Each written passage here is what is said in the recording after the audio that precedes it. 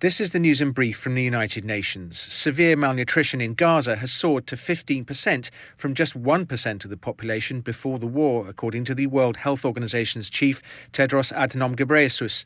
Briefing journalists in Geneva on Wednesday, Tedros said health facilities were struggling to stay open while health workers faced the risk of daily bombardment as they carry out their life-saving work.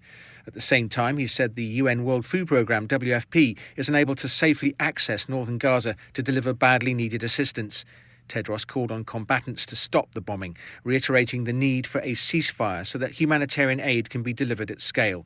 And turning to fighting in Sudan, Tedros said the country was witnessing a humanitarian catastrophe which has created the largest displacement crisis in the world. Over 6 million people have been displaced internally. WHO is scaling up efforts to respond to disease outbreaks and provide life-saving medical supplies, including in Darfur and Kordofan, he said. He stressed that if the world continues to turn a blind eye, many more will die.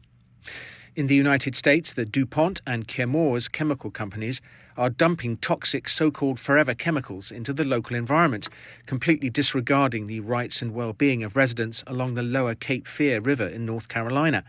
That's according to independent UN human rights experts who released a statement on Wednesday warning of the dangerous effects from the chemicals, commonly referred to as PFAs or polyfluoroalkyl substances, and said members of impacted communities have reported being denied access to clean and safe water for decades.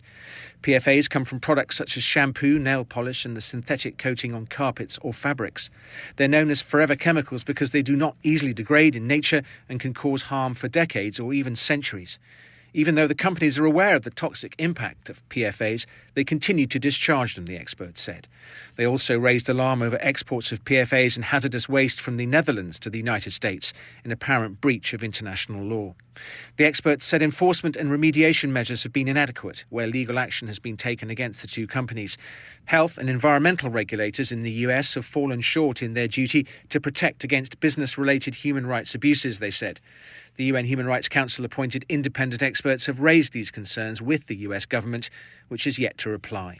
And finally, Wednesday is International Mother Language Day, and Education, Science and Culture Agency UNESCO is calling on all countries to pursue a policy of multilingual education.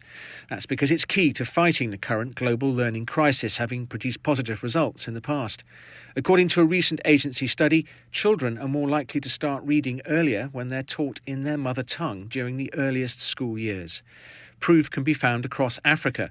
The continent has the world's highest linguistic diversity, but only 1 in 5 children are taught their mother tongue. To change that, Mozambique expanded bilingual learning to a quarter of its schools, and children are already performing around 15% better in basic reading and maths, UNESCO said. While people communicate in more than 6,700 languages across the world, 40% of them are threatened with extinction in the long term due to falling numbers of speakers. Matt Wells, UN News.